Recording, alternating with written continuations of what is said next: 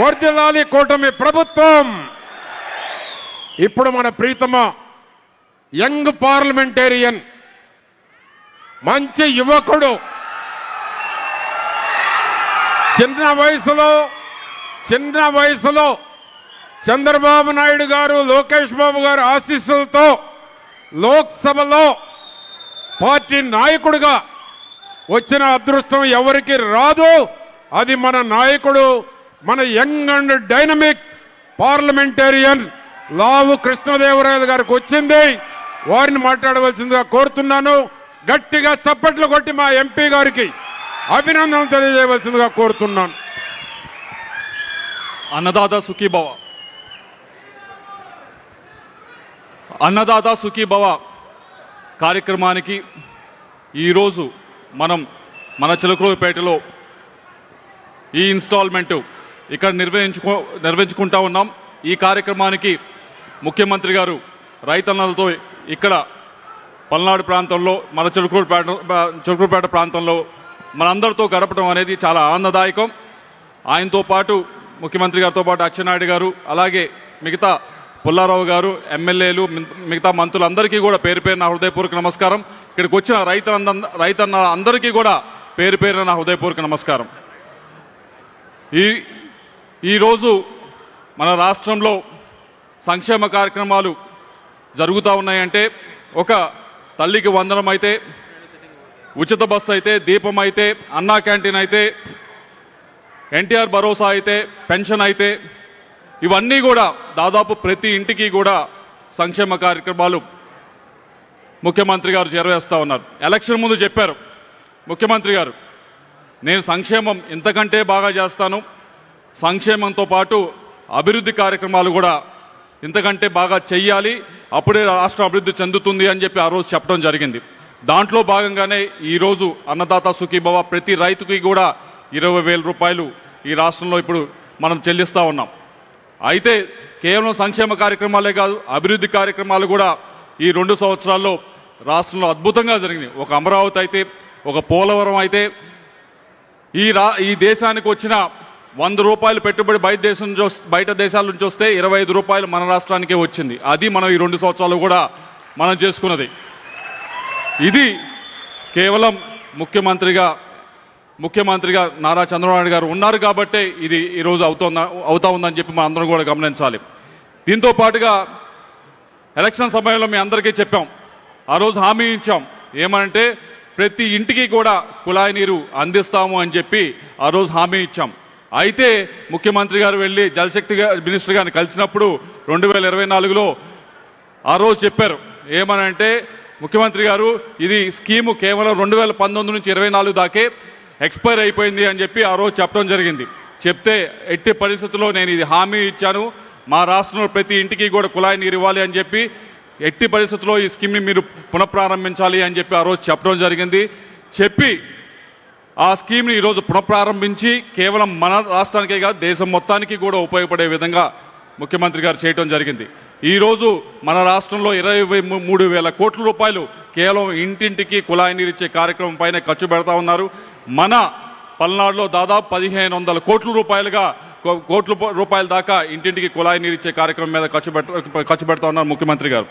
అలాగే రెండోది, ప్రతిసారి కూడా ఢిల్లీ వెళ్ళినప్పుడు ఆయన తీసుకొని మాట్లాడుతూ ఉన్నది, ఏదైతే మీకు మన ఎలక్షన్ సమయంలో చెప్పడం జరిగింది, ఏదైతే గోదావరి నుంచి నీళ్లు తీసుకొచ్చి మన సాగర్ కుడి కాలువకి స్థిరీకరణ చేస్తామని చెప్పి ఆ రోజు చెప్పడం జరిగింది. దాని గురించి కూడా ఎట్టి పరిస్థితుల్లో దాన్ని ప్రారంభించాల్సిందే అని చెప్పి ఒక రోల్ మోడల్గా ఆంధ్రప్రదేశ్ చేయాలి, నదుల్ని కలిపి అనుసంధానం చేసి అని చెప్పి ప్రతి క్షణం కూడా ముఖ్యమంత్రి గారు కష్టపడతా ఉన్నారు. అది కూడా తొందరలోనే అన్ని రాష్ట్రాలు దాదాపు కూడా ఒప్పించి అది కూడా తొందరలోనే ప్రారంభం అవుతుందని చెప్పి మీ అందరూ కూడా తెలియజేసుకుంటాం. ఇక్కడ అందరూ కూడా రైతందరికీ ఉపయోగపడే కార్యక్రమం అనేది తెలియజేసుకుంటా ఉన్నాం. మరొకటి మీరందరూ అడిగింది ఏమిటంటే రోడ్లు బాగలేదు, గుంతలు ఉన్నాయని చెప్పి, దానిలో భాగంగా ఈ 2 సంవత్సరాల్లో గుంతలు లేని రోడ్లు అని ప్రోగ్రామ్ ఒకటి తీసుకోవడం జరిగింది. పల్లె పండుగ అని ఒక ప్రోగ్రాం తీసుకోవడం జరిగింది. వీటితో దాదాపుగా ప్రతి రోడ్డుని కూడా బాగు చేయడం జరిగింది. ఇంకా కొన్ని ఉన్నాయి, తప్పకుండా ఈ సంవత్సరాల్లో పూర్తి చేస్తామని చెప్పి మీ అందరూ తెలియజేసుకుంటా ఉన్నాం. అలాగే నేషనల్ హైవేస్కి సంబంధించి మన పార్లమెంట్కి సంబంధించి చిలకలూరుపేటకు సంబంధించి ఓడరేవు నుంచి నకరికల్లి దాకా సగం అయింది. మిగతా చిలకలూరుపేట నుంచి నకరికల్లి దాకా కూడా పనులు ప్రారంభమవుతా ఉన్నాయని చెప్పి తెలియజేసుకుంటా ఉన్నాం. చిలకలూరుపేటకు సంబంధించి 57 లిఫ్ట్ ఇరిగేషన్ స్కీమ్స్కి సంబంధించి పంపించడం జరిగిన ప్రపోజల్స్, వాటిని కూడా ముఖ్యమంత్రి గారు ప్రపోజల్స్ని ముందుకు తీసుకెళ్లమని చెప్పడం జరిగింది. దానికి ఆయనకి అందరి తరపున, మీ అందరి తరపున, ఎందుకంటే ప్రతి ఒక్క రైతుకి ఉపయోగపడే కార్యక్రమం అది. లిఫ్ట్ ఇరిగేషన్ ఉంటే మీ అందరికీ ఖర్చు తక్కువది. ఇప్పుడు 20,000తో పాటు అది దాంతో కూడా మరొక ఉపయోగం చెందుతుంది కాబట్టి దాన్ని కూడా ముందుకు తీసుకెళ్లమని చెప్పారు ఆయన ముఖ్యమంత్రి గారు. మా అందరి తరపున కూడా ధన్యవాదాలు తెలియాలని తెలియజేసుకుంటా ఉన్నాను. అలాగే చివరిగా ఈ ప్రాంతానికి సంబంధించి చిలకలూరుపేటకు దగ్గరికి వస్తే ప్రతి ముగ్గురులో 2 పనిచేసేది ఎక్కడ అంటే టెక్స్టైల్ పార్క్లో పనిచేస్తారు. దానిపైన డైరెక్ట్గానో ఇండైరెక్ట్గానో ఆధారపడి ఉంటారు. దానికి సంబంధించి ఏదైతే ఇన్సెంటివ్ కొద్దిగా ఇబ్బంది పడతా ఉన్నాయి. ఎందుకు ఇబ్బంది పడతా ఉన్నాయంటే ఇన్సెంటివ్స్ 2019 నుంచి 24 దాకా ఆపేయడం వల్ల ఇబ్బంది పడతా ఉన్నాయి. దాని ద్వారా ఇక్కడ ఎవరైతే కూలీ పని చేసుకుంటా ఉన్నారో వారు కూడా దానిపై టెక్స్టైల్ మిల్స్లో పనిచేస్తున్నారో వాళ్ళు కూడా ఇబ్బంది పడతా ఉన్నారు. దాన్ని తీసుకెళ్ళాం ముఖ్యమంత్రి గారి దగ్గరికి. తీసుకుని వెళ్తే ఆయన ఎంతో పాజిటివ్గా తీసుకొని 550 కోట్ల రూపాయలు ప్రతి ఎవరైతే టెక్స్టైల్ మిల్స్ మీద ఆధారపడి ఉన్నారో చిన్న కూలీలు వారు ఎవరు కూడా ఉద్యోగం లేకుండా ఇబ్బంది పడకూడదు అనే ఉద్దేశంతో 550 కోట్ల రూపాయలు శాంక్షన్ చేసి రిలీజ్ చేయడం జరిగింది.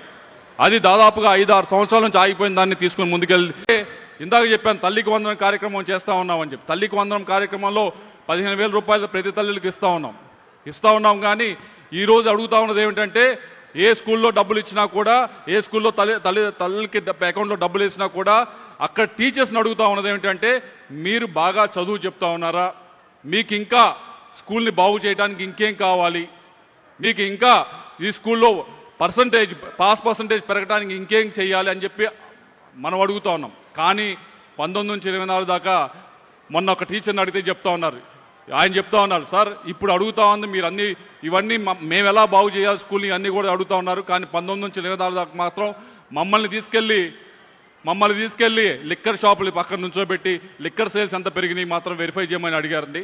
అది ఈ రోజు మారిన పరిస్థితి, 2 సంవత్సరాల నుంచి మారిన పరిస్థితి అని చెప్పి మొన్న ఒక టీచర్ కలిస్తే ఆయన చెప్తా ఉన్నారు. ఇది మనం అభివృద్ధి గురించి మాట్లాడుకోవాలి, సంక్షేమం గురించి మాట్లాడుకోవాలి. దానితో పాటుగా ఈ రాష్ట్రంలో మనం తెచ్చుకున్న ప్రశాంతత గురించి, భావ స్వేచ్ఛని మనం ఎలా పునరుద్ధరించుకున్నామనే దాని గురించి తప్పకుండా మాట్లాడుకోవాలని చెప్పి అందరికీ తెలియజేసుకుంటూ మరొకసారి ఈరోజు ఇటువంటి మంచి కార్యక్రమం అన్నదాత సుఖీభవ, రైతులకు ఉపయోగపడే కార్యక్రమం, ఇటువంటి కార్యక్రమం ఈరోజు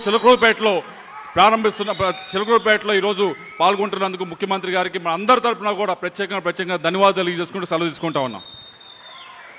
రైతుల శ్రేయస్సు కోసం ఆంధ్రప్రదేశ్ రాష్ట్ర ప్రభుత్వం అనుసరిస్తున్న విధానాల గురించి సుస్పష్టంగా తెలియజేసిన నర్సరావుపేట పార్లమెంట్ సభ్యులు శ్రీ లావు శ్రీకృష్ణదేవరాయలు గారికి ధన్యవాదాలు తెలియజేస్తూ థ్యాంక్ యూ.